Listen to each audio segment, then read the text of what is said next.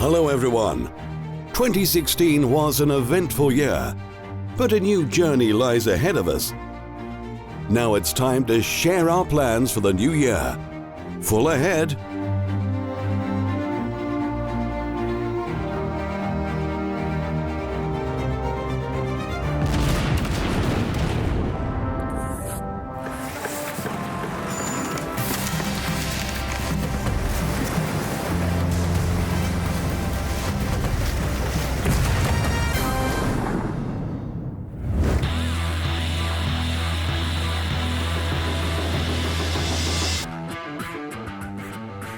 Two 2016 was a very fruitful year for our team. Thanks to the help and support of our players, we managed to do and understand a lot. So next year, we plan not only to keep our momentum, but also do even more.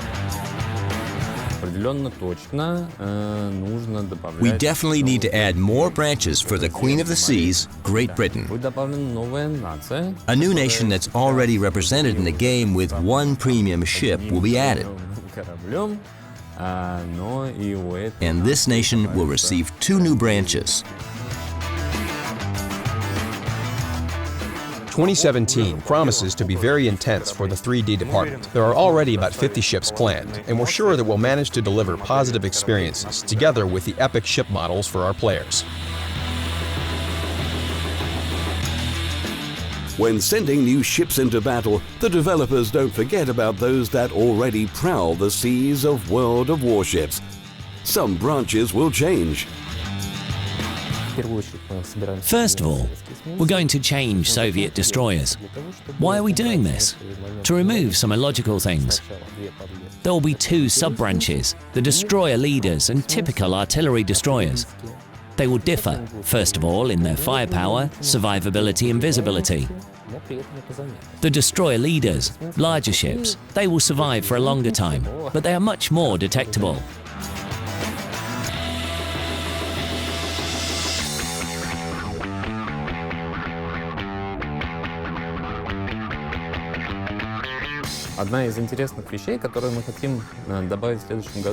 One of the interesting features that we want to add next year is legendary commanders. We already have legendary ships, but we don't have legendary commanders. We had a small experiment with Steven Seagal, and it was quite interesting. It's hard to say now how different they will be and how you will earn them. But we want to add this interesting part of the game for earning these legendary commanders and using them in the game.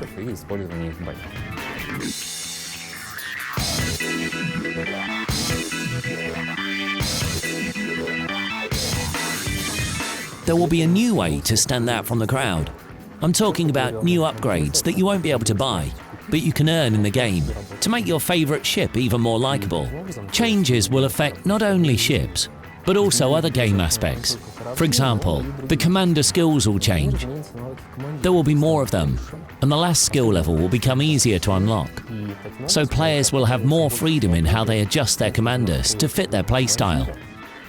They can choose only the skills they really need. We'd like to produce our players with the best possible experience. That's why, in order to mix things up and help diversify the gameplay, we'll be adding new types of armament. I won't say what exactly right away, let it be a surprise. But we hope this will improve the game and make it more diverse.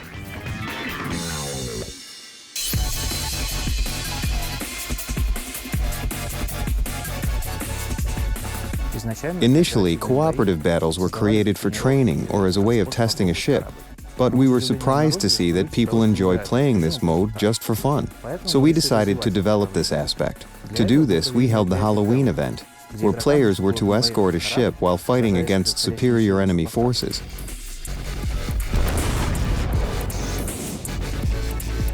It was a fun mode, and players liked it a lot. So we concluded we need to develop PvE gameplay.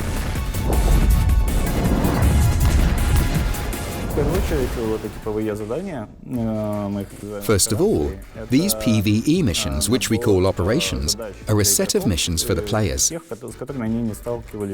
They don't face them in random battles.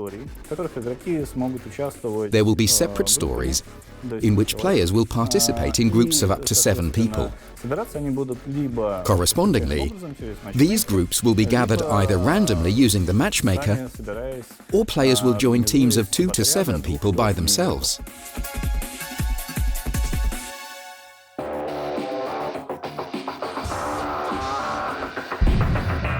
We plan to work on such new features as clans and clan-against-clan battles a lot this year. But it's important to understand that, in our case, the clans will be useful and popular for all players. You'll be able to receive bonuses for just joining other players and playing in random battles. And the next step is about clans fighting against each other.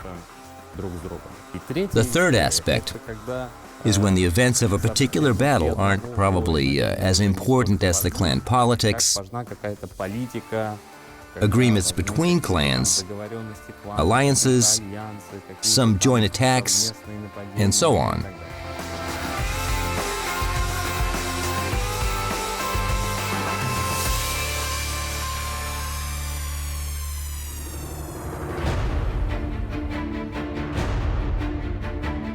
The general sound of the game will also be improved.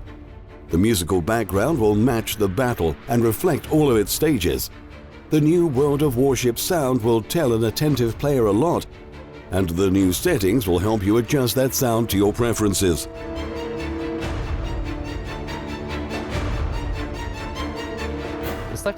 Imagine this situation. You're sailing a ship and see that the enemy has appeared somewhere. At this moment, more dynamic music starts playing, and it becomes more and more epic as you approach each other. So, as the distance between the ships decreases, the intensity of the music increases. The more attentive you are to the changes in music and the game sound, the easier it will be for you to win in our game. What's good about the new audio settings in our game? It's a simple modification scheme that allows you to modify the MP3 files for the sounds of shots. Any sound at all, be it shots from the main battery or secondary armament, torpedoes, and so on. Also, you can try something unconventional. You don't necessarily need to use historical gunshot sounds. You can try anything. See how it feels if you use, for example, laser gun sounds. I think it will be interesting. Anyway, it's up to you.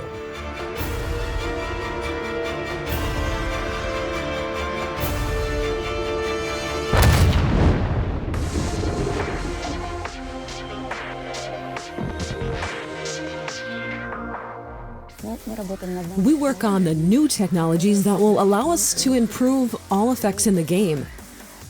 The players will see new shots, new wakes, and new explosions that differ a lot from what we had before. Also, new scene lighting and dynamic lighting will appear. The display of realistic materials and anti-aliasing will improve, as well as general stabilization of the picture. So we will try to surprise you and make you as happy as we can.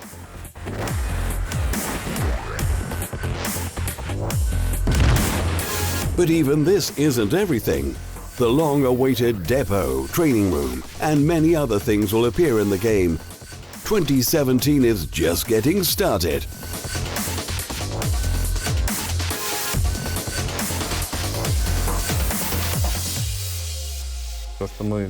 What we've mentioned here is just some of it. We have a lot of plans, and we want to do a lot of things. There's new ships, modes, and maps, but also a lot of cool game events that we know everyone will like. This year promises to be very intense, so full ahead.